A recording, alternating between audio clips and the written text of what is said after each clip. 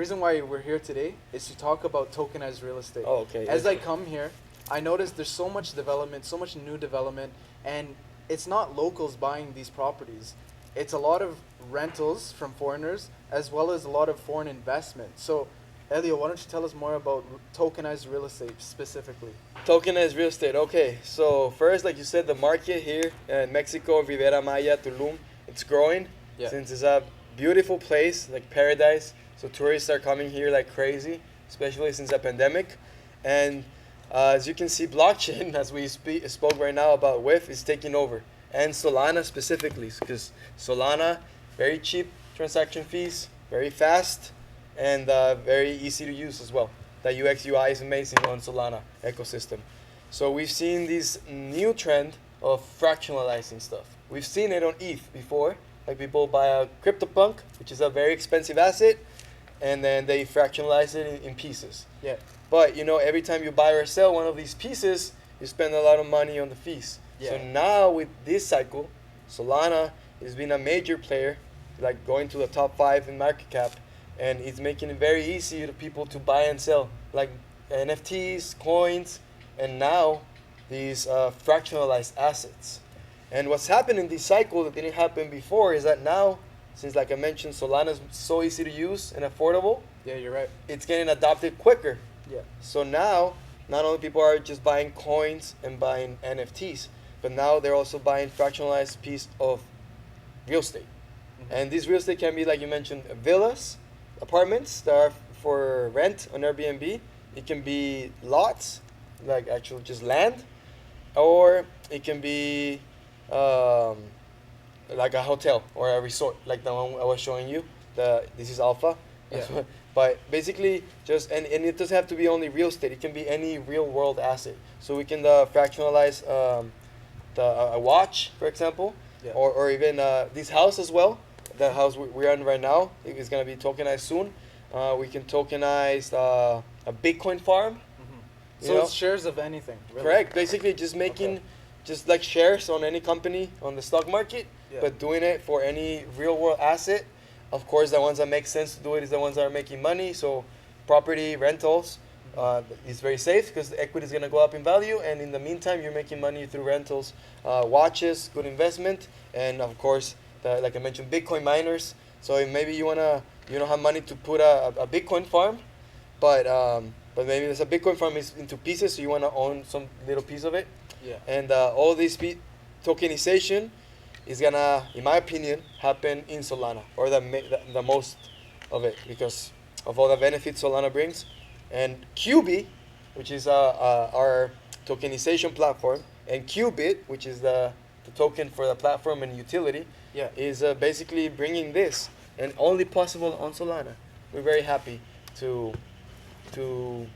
be doing this revolution and being first here in Mexico and leading the way, because I think it's gonna open a lot of minds, and it's gonna open a lot of opportunities to families. Because why? Before, you think real estate is only for, you have to have a lot of money to invest in real estate. The Now, 50-year-old white man's play, right? yeah, or Yeah. like just like whatever old you need, like to grind all your life. Exactly. Like, Yeah. and now, like, if you have $50, you can be owner of a little piece. So I want to ask you something, Elio. There's two things going on right now that I like the most in crypto. One is the tokenization of real estate or any tangible assets that are real life goods, and the other is the meme sector. Why Yeah. is there so much attention in the meme sector right now? So, I mean, I like to start this answer with, Elon Musk said, he who controls the memes controls the world. Okay. Yeah. So, I think memes is even though they're not taken seriously, that's a serious thing in itself, Mhm. since it's a very useful way of communication. It grabs attention, right? It grabs attention, and it also is very effective at delivering a message. Yeah. So it does two things. While delivering a message and being an effective communicator and like avoiding a lot of misunderstandings, that I think is why it grabs a lot of attention. And as we know, where attention goes, attention goes, energy flows. Mhm. And we know money is energy. So we just do simple term substitution, where the memes go, money goes, because where the memes is where the attention is. Even Yeah. if it's some news, which is a serious topic, Mhm. there's a meme about it. So it seems like in the meme sector, a lot of these deegans like to roll profits from one coin into the next, into the next. What's on your radar right now, and what's going to be on your radar in the next 1 to 2 months? So on my radar right now, with obviously, and I'll explain why. With. Because it's just an attention magnet. Yeah. Like everyone has heard about Doge and Shiva in the last cycles, so they already have in their subconscious mind that they know that dog coins can do well, right? And the fact that it has a hat, it has this that I call memeability. So just the simplicity of a hat, you can put the hat on everything. We can make this a fucking hat. Yeah. Yeah, we can just put a hat on everything. So I think that's a X factor that we've seen before. Yeah. That basically the meme can be adapted to any other meme. Basically, you can do any all the memes that exist in the world, or they can exist, and then just add the hat. So I think that's gonna be a pretty interesting psychology play this cycle, and I don't see any way anyone can stop it. The other one I see is Pepe. That's on ETH. Mhm. And why? Because I think Pepe the Frog is the most known meme. Totally. Yeah, it's been around since 4chan, Reddit, all of those forums, So right? everyone, if even if you don't know all these crypto and stuff, like you're gonna recognize Pepe. So I think those are the two biggest plays. And Bonk as another play in Solana. Basically, it's another dog coin, and it just I have a. I think they complement with Whiff and Bonk. Like profits roll back into one another, and they just keep growing, and they both are like have very strong communities in Solana behind them. Yeah. So like Solana Degens, like you said, like they are holding their Bonk and they're holding their Whiff, Mhm. and the more that both keep growing, I think the more that they're gonna be friends, and they're which like it's gonna create a more Symbiosis kind of relationship, right? and strength in the diamond hands. Like people Yeah. like are just gonna hold more, and the Yeah. longer, the more conviction, the more that this is gonna grow. So maybe it Yeah. doesn't go to 44, it goes to 88. It's true. Yeah, if I hold a lot of a coin and you hold a lot of the same coin and you're not selling, chances are I won't sell because we have strong conviction together as one, right? Yeah, That and then makes it, sense. and then just multiplies as all. So that just means that demand's gonna keep growing, Yeah. and that's gonna be pushing the price up. So those are the top coins, and then of course Qubit. Qubit is the coin that we talked about. It's gonna be tokenizing, and we are very early on this niche. Like we've seen the NFT cycle, where now we're going through a DeFi cycle, which I recommend, and we can get more into that. Yeah. But I think the one that we haven't seen much is this one. Yeah. Yeah, we were talking about that last night and I was asking Elio, like, when you're talking to these trusts or these big investment groups, what does your pitch look like? And he was telling me that they really don't understand the concept yet. So if the big banks don't understand the concept yet, we're really early, right? And we're really onto something because getting into real estate, there's a huge barrier to entry. You have to get funded, you have to get paperwork. There's so many things to do, right? But with tokenized real estate, me and you can go 50-50, or me and you and another person can go 33-33-33. You know, there's multiple ways to crowd fund, right? Or even like if you have a property and then you divide it into a thousand pieces. Yep. So then you can buy a piece, I can buy two, and he buys three. Like so, in reality, it's not just two or three people, but it's like maybe 300 holders. Yeah. You know, kind of like the coin. Yeah. It's like and you can divide it. The bigger the property, you can divide into more. So Yeah. maybe you do, I don't know, 500 fractions. Yeah. What do you think of this concept? A coin that's created for a big house like this, right? Yeah. It has 365 tokens. Okay. And it's an exclusive coin, so you can only buy, you know, let's say there's 365 holders, right? Yeah, there can only don't be- make it a coin, make it a token, like an NFT. Okay. So one person, if there's 365 holders, right? Mhm. One person can book a day out of the year. Correct. You know what I mean? Is that the concept behind this? Not yet, but it's Mhm. gonna be adapted. So every property is different. Yeah. Some of them are just gonna be, you're just gonna be an investor and co-owner, Okay. and then you're gonna get your percentage or your share of Yeah. what that property makes, whether it's from rent or sell. I see.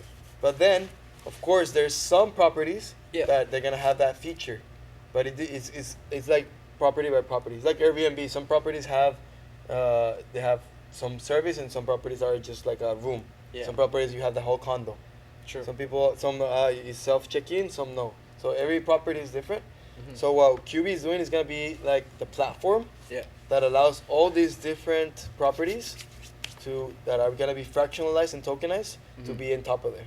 So you as a consumer can go into the platform and see, oh, this property, and it has these benefits, it has this yield, you know, this is a minimum investment.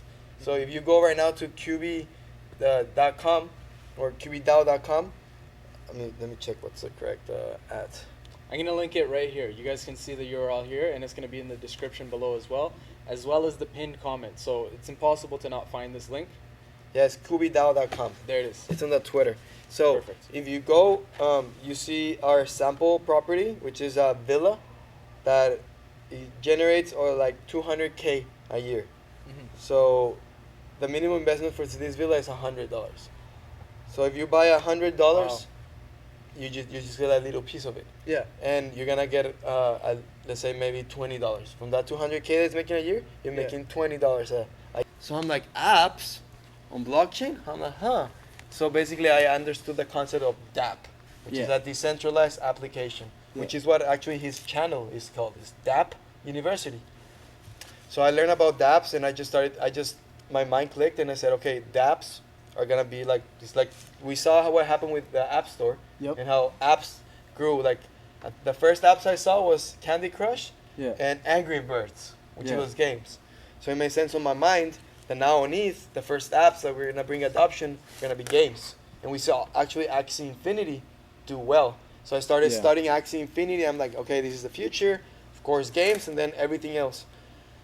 And That was then- around metaverse advertising. Time, yeah, right? metaverse hype time thing, and Yeah. and around this time Solana came along, and Cardano, and Oh, yeah. I was looking at both, and then the more I read into Solana, I was like, oh my god, this is it. It's like ETH but on steroids, and this is proof of stake. So that's when I got introduced into proof of stake, Yeah. and that's when also the 32 number in my dream made sense, because that's also when Ethereum announced EIP 1559, Yeah. which is when they're gonna migrate from proof of work into proof of stake, Yep. and also the minimum for you to put a validator in staking on this new ETH 2.0, it was 32 ETH. So I was like, holy What the shit! fuck? Should we invest like? So I don't know if it was assigned to invest in ETH or assigned to just look into staking, because that was the minimum. But it was definitely a sign. That's some sacred fucking numerology right there, Yeah, tapped into your spirit, right? Yeah, and just told me, and then I went with it with my intuition. I started reading Solana, and Yeah. just it felt right, bro. Yeah. And since then, I just been on Solana, and then I got my nickname Elio DeFi, because I discovered how DeFi is the future, and in Solana is the best way to do it. So Mhm. I mean that's a little of how I got here. How I got until I created Gorilla, right? Yeah. Where you met Yeah, me. let's touch a little bit on that. I met Elio a couple years back when I was advising on a NFT project that I was introduced to by a friend. And then that's when I met Elio. And that was the project called Gorilla Gang. And yeah, you can tell us more about that. Yeah, Gorilla Gang. I mean, it's been going strong. We're both holders still. Yeah. We're both holding. The Gold Gorilla Gang has exclusive benefits on all QB properties. So if you're out there, I recommend you get a Gold Gorilla. They're around like 10 Solana. So Gorilla was my second project on Solana, and I did it with my partner Paco, and this grew and was born from Gorilla Matcha, which is actually is just a matcha brand in real life. Yeah. And when I saw how the NFT market was moving, I saw that NFTs with no utility were not gonna really do much. They were just gonna be like pump and dump. So and there were some projects coming out with really cool products.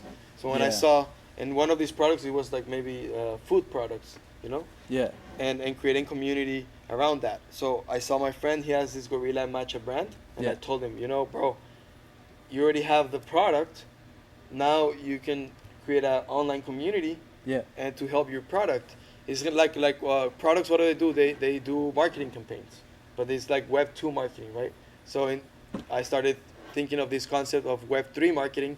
Instead of just doing a marketing campaign and hiring models and doing videos, you can actually create a community. Yeah. It's kind of like newsletters or forums, you know. There's more longevity in that form of marketing, right? Correct. Yeah, I definitely saw that in Gorilla. In the beginning, I wasn't very clear on the narrative and the exact product. But as we built the culture, I noticed that, you know, we really formed a community of eco-friendly people, holistic people, spiritual people, and everyone had a common goal, and it the product, like the Yes. matcha product, almost became the feature instead of the Yeah. product, right? Correct. So it's interesting how, you know, as a company can grow, things can change, the product or services may change, and the highlights may be different, right? I really think Gorilla was a good project and still is a good project, and one of the few Solana projects with real life utility and real life impact. Yeah, so like you said, it shifted from the matchup being the product to a feature, because the other thing and the mission, which is the most important thing for both, is that the mission is to impact every human and living being in this earth in a positive way. Yeah. So the matcha, of course, is just doing the body, but Gorilla, since now it's a community, it's much more than just a product, right? Now we got beach cleanups, which is a big part. We got the education part, which is basically onboarding. Yeah. We've onboarded so many people into Solana, Mhm. and at all prices. And now that Solana is doing great, like a lot of people have made money with Solana.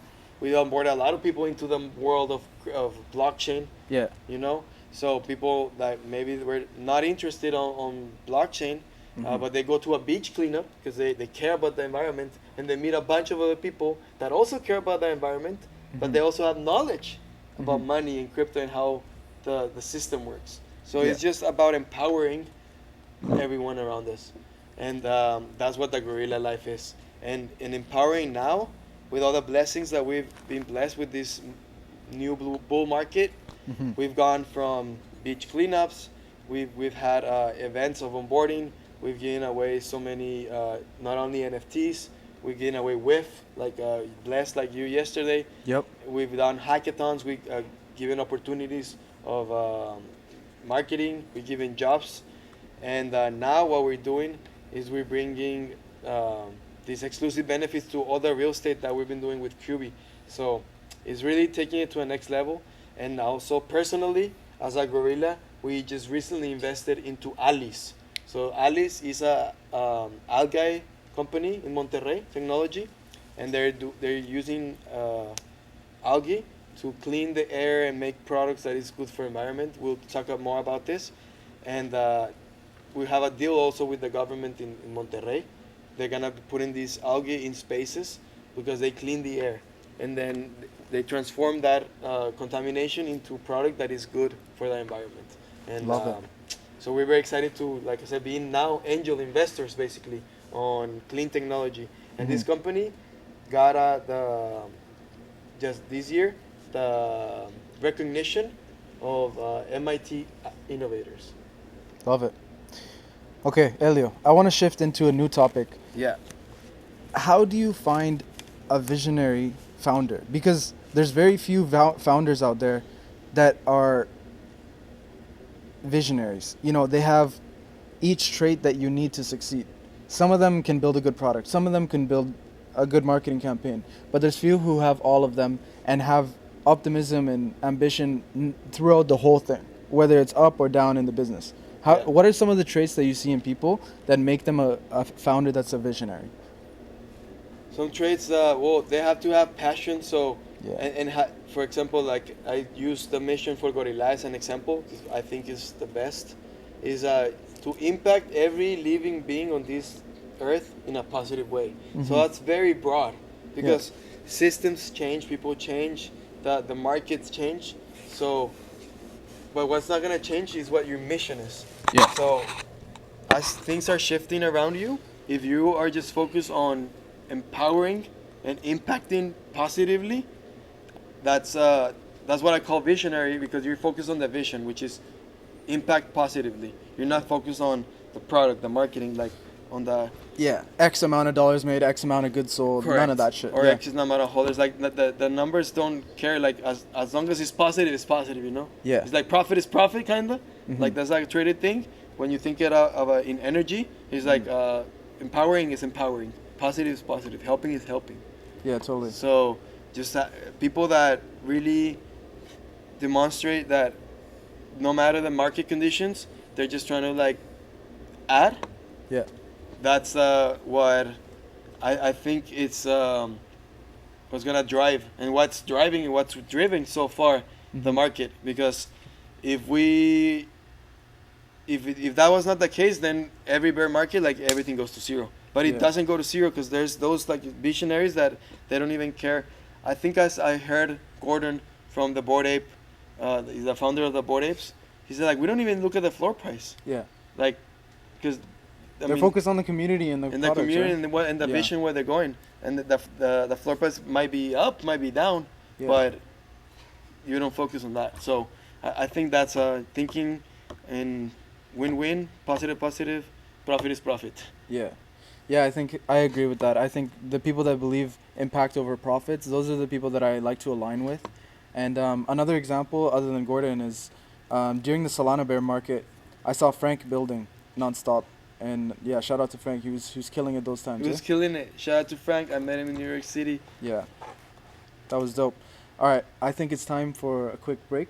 Yeah, let's do a break. Well, thank you, and thank you for you taking me back memory lane. For real. It was crazy that I did it live. I was not prepared for it. This was, by the way, this was not rehearsed. He didn't tell me what the questions were. Like, we was just like Yeah. on Elio set. walked in the house. I had the camera ready. I said, let's sit down and record. So this is all very candid, very authentic, nothing edited, nothing like that. But it's all true, all alpha, and with all the love. That's right. Very like life. Before we end this video, I just want to say WIF is now at 1.35, and I believe it's still early. So if you want to get some bags, get your bands up, invest in WIF. And once that profit hits, you can roll it into Qubit and make a lot of money there too. And then into Bitcoin. You know, Bitcoin is the way. Yes. Solana is the way. Yes. Halving is coming. So yeah, if you're watching this video, everyone, like, just act now. Like, think late, act now, buy now. But and then read about the halving. When the halving happens, you have more information and you know how much to buy or sell. But Mhm. buy now. Thank me later. Yes. And leave me in the comments what topics or what questions you want us to like do next time. 100%. I'll just respond whatever. Yeah. One more thing just came to my mind. I saw a stat earlier today that ETFs are buying 6 times more Bitcoin per day than miners are mining. Correct. So supply and demand is The biggest supply shock it's the in biggest the thing. history. Yes. It's not about, oh, this is how Bitcoin cycles. None of that matters anymore with this ETF in place. It's all about fundamentals at the moment, and supply and demand